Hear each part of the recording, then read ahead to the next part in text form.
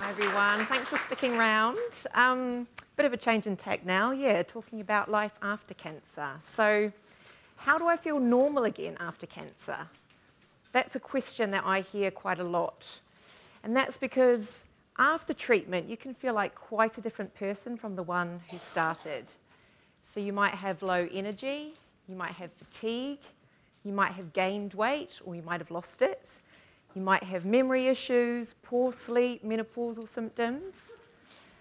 A lot of people feel like they've lost all control over their life, and they have a lot of anxiety about cancer coming back, and find it hard to even imagine the future or want to allow themselves to set any goals.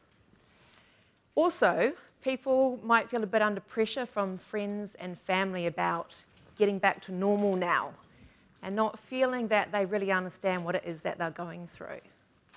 Plus, you might want to know, is there anything that you can do to start feeling better and to stay healthy for longer? And that's all accentuated by all these medical appointments suddenly ending, which can feel really unnerving, because even though sometimes those appointments were painful or intrusive, they were really reassuring because you were surrounded by all these medical professionals who were dedicating themselves to your best interests. And when that suddenly ends, you can feel a bit like you're just cast out on your own. So everyone copes differently, and I'm certainly not presuming to tell you exactly how you're going to feel or how you might feel. But if this is sounding familiar to you at all, I do want you to know that it's entirely normal and it's really common, and you're definitely not the only one who feels that way.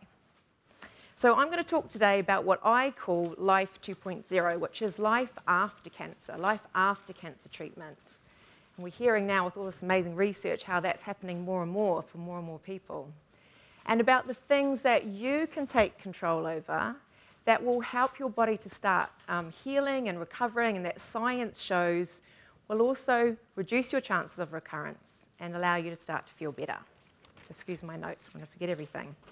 So I thought I'd just share a little bit about myself and why I'm standing before you today. So a little over 6 years ago, I was diagnosed with breast cancer. I just turned 36. I had a 15-month-old son, and I was living in the UK at the time, and I was diagnosed with a grade 3 triple-negative breast cancer. And my treatment included a lumpectomy, lymph node clearance, chemotherapy, and radiotherapy. And what I noticed, something interesting, that at the end of treatment, all the people around me who'd been really supportive and had made dinners, looked after my son, bought me presents, took me to appointments, they all saw the end of treatment as sort of being, well, that's all over now. And they sort of sighed with relief and they're like, let's get back to normal. And because they'd seen me cope so well, they thought that's where I would be too. But of course, that coping so well was really about being in shock and just sort of getting on with things, because you don't really have a choice, you just have to do it. So when the medical appointments ended, all the fears that I'd really pushed to the side in order to get through treatment started bubbling up, and I started freaking out. Would my cancer come back? Would I spot it in time? Would I die? Would my son have to grow up without a mum? And to make matters worse, I'd been following the blog of a young woman who had breast cancer, and she had a recurrence. And I was devastated, and then I was convinced that the same thing was going to happen to me. And I was scared then that my worry about the cancer coming back was going to cause the cancer to come back, which kind of sounds a bit ridiculous, but I was in a bit of a muddle, because it really knocks your confidence in life, doesn't it? Suddenly knowing that you're so mortal. So I felt like my future had been wiped away. I was anxious. I was scared. I thought my body had let me down or betrayed me in some way. And I just felt like I had no control over anything. And meanwhile, all the people around me were like, oh, well, thank God that's over. Let's just get on with things. And I was like, what? I mean, I really, really, really wanted to, but I didn't know how, and I needed some tools. So I was lucky enough to be, because I was living in the UK, living near an amazing cancer charity called Penny Bron, so this is in the UK. And you could go there and they ran courses so you could learn about what cancer was and the kind of things that you could do to support yourself through treatment and afterwards. So I learned about how the things that you ate, keeping active, managing stress and emotions, finding support, how they can all have a massive impact, both on how you feel on a day-to-day basis and on reducing long-term risk. And it was really transformative because it helped me realize that I did have some control.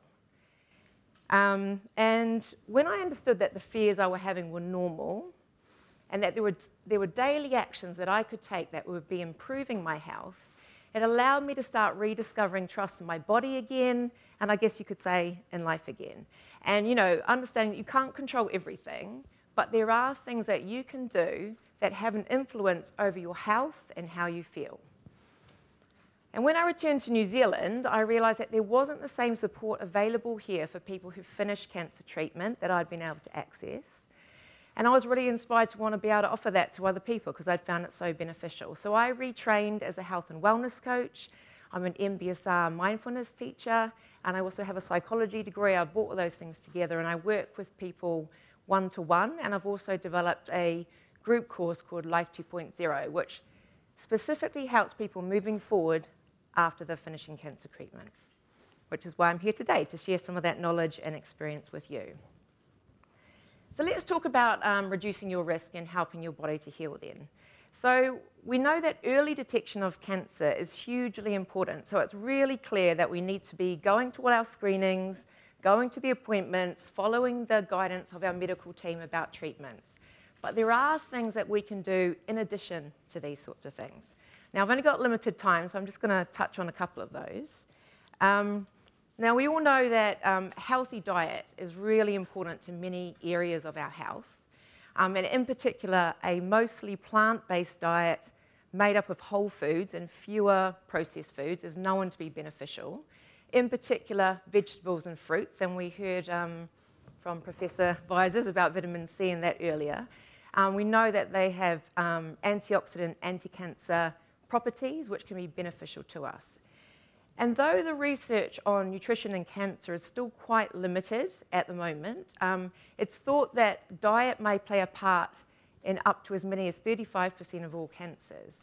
And the World Cancer Research Fund has just come out with a statement of intent this year to dedicate a whole lot more into researching and understanding the links between nutrition and cancer.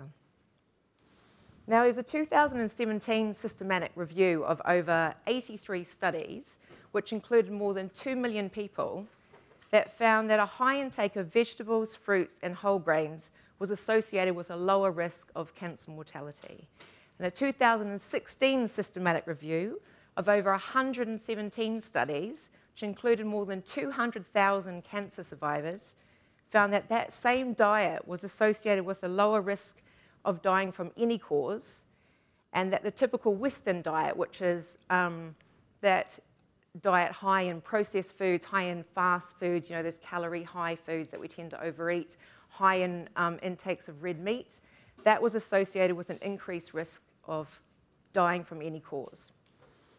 So we can see that there are some things that we can certainly control with that. Now, there's very clear evidence coming out now on alcohol, and we now know that drinking even one alcoholic drink a day increases your risk of breast cancer. Sorry about that one. Now, other areas where evidence just keeps coming and coming, and it's really compelling now, is about keeping active. And the more active you are, the more you're reducing your risk. And in post-diagnosis exercise in women with breast cancer is associated with a 34% lower risk of breast cancer deaths, 41% lower risk of all-cause mortality, so from dying from anything, and a 24% lower risk of breast cancer recurrence. So those stats are pretty amazing and pretty motivating, actually, but let's not forget about all the other benefits that we get from exercise, which includes reducing cancer-related fatigue, depression, anxiety. It improves fitness, strength, bone density. It helps in maintaining a healthy weight, and that is also another risk factor to do with reducing risk of recurrence, and generally improving our overall quality of life.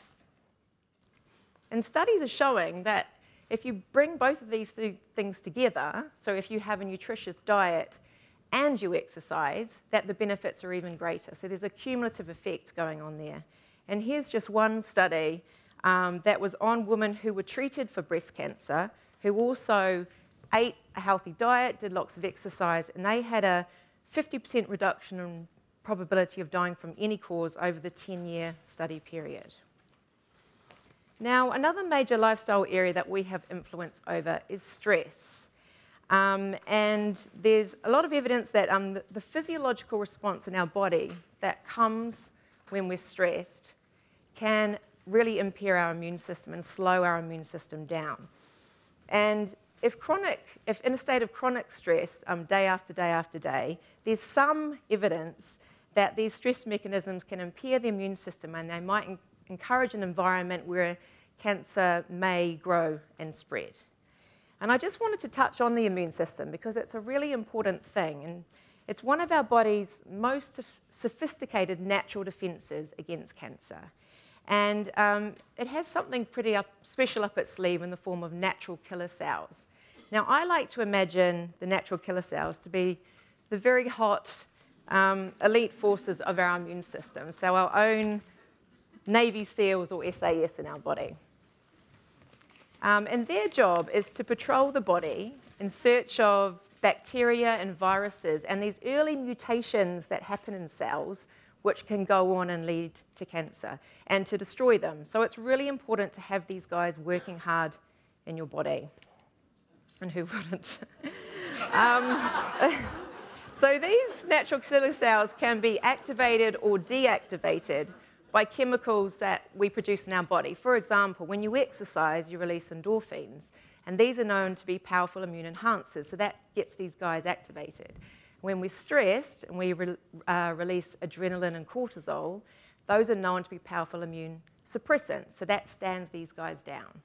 So there was one study in 2015 on a group of women receiving treatment for breast cancer who also undertook some stress management along with that, and they had a reduced risk of breast cancer-related mortality and a longer disease-free period over the 11 years of the study. Now, that's just one study, and so regardless of whether stress can directly influence recurrence, we all know that we feel better when we're less stressed and that it affects our overall health. So identifying major sources of stress in your life and changing those if you can, and if you can't, finding ways to release that stress is really important for your overall quality of life and your overall health.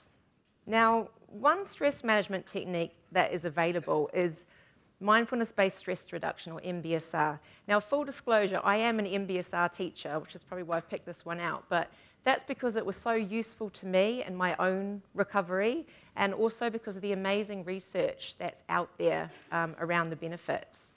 And I just wanted to bring up one particular study from 2012, which was on a group of women who completed treatment for breast cancer.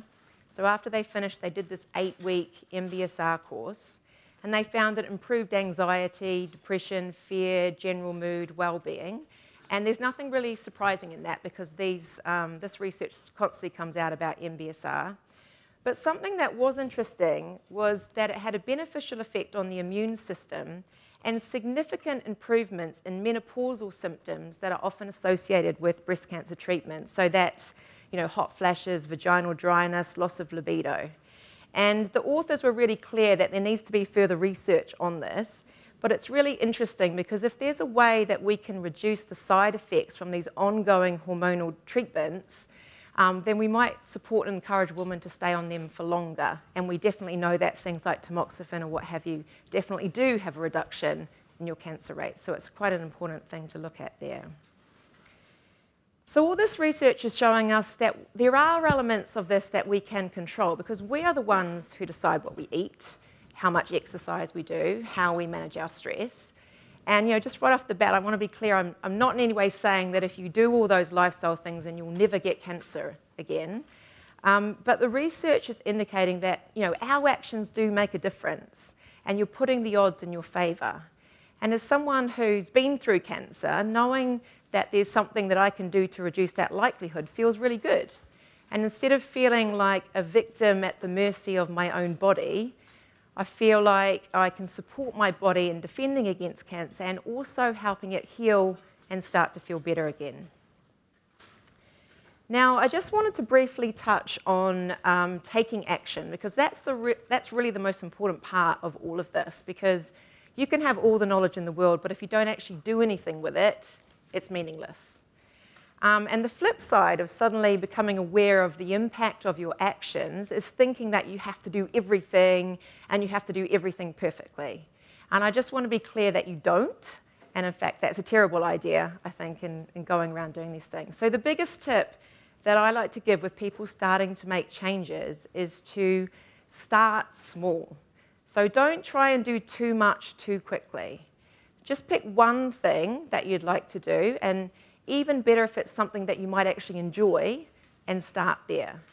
Because small steps add up, and small successes lead to other successes, and you start to gain momentum, and before you know it, you would have made all sorts of changes. So don't put too much pressure on yourself, and just go gently, and realize that your body will respond to even the smallest amount of changes. Now, unfortunately, research shows that as little as 10 to 20% of people actually make changes to their lifestyle after following cancer treatment, which is a real shame when you realize the impact that they can have. And I'd really like for all of you to be in that 10 to 20% of people, and I think the fact that you've turned up to a day like this today kind of indicates that you are the kind of people who'd want to take some action. So there's plenty of support available out there for you. I actually run the 6-week Life 2.0 course, which explores all of these topics with a real emphasis on how do you start implementing things in your life without feeling overwhelmed and guilty and what have you. There's loads of resources out there on the internet that give you information about prevention, reducing risk, and also dealing with the side effects of treatment. And these are some of my favorites up here that you can look at. So let's wrap all this up. So we've acknowledged that getting back to normal after finishing cancer treatment isn't that easy. So you need to allow yourself some time for that and not expect too much too soon. And research shows that lifestyle changes can make a difference, such as eating well, keeping active, managing stress. And if you're thinking about making some lifestyle changes, just to start small and just go gently. So what is the benefit to making any lifestyle changes? So firstly, you'll be allowing your body to heal and to recover, because let's face it, treatment can be really brutal. So you might find that your energy increases, your fatigue reduces, your sleep improves, and you start to look and feel better. And secondly, by supporting your body's natural defenses against cancer, you will be reducing your cancer risk. And you'll also be reducing your chances of getting any chronic illness.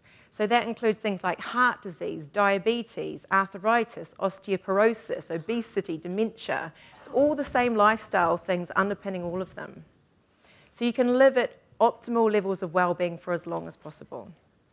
And thirdly, and perhaps most importantly, by starting to take control over the things that you can, it allows you to start rediscovering trust in your body again, and in life again, and it helps alleviate a lot of that anxiety that follows cancer treatment, so that you can start moving forward again with confidence.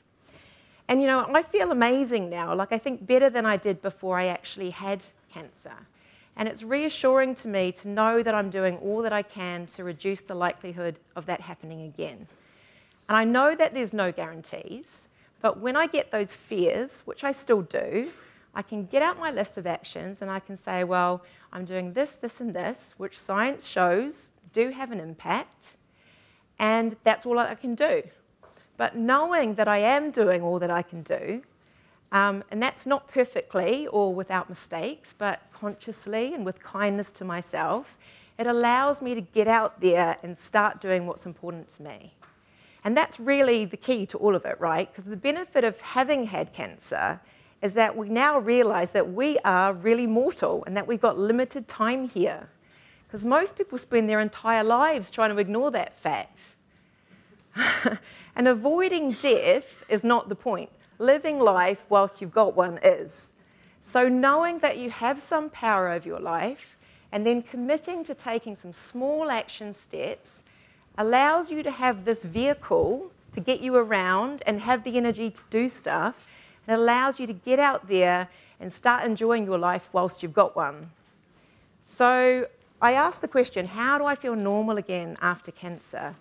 And I think the answer is you can't go back to the life that you had before, but that you can start moving forward into a new and potentially better one. Thank you.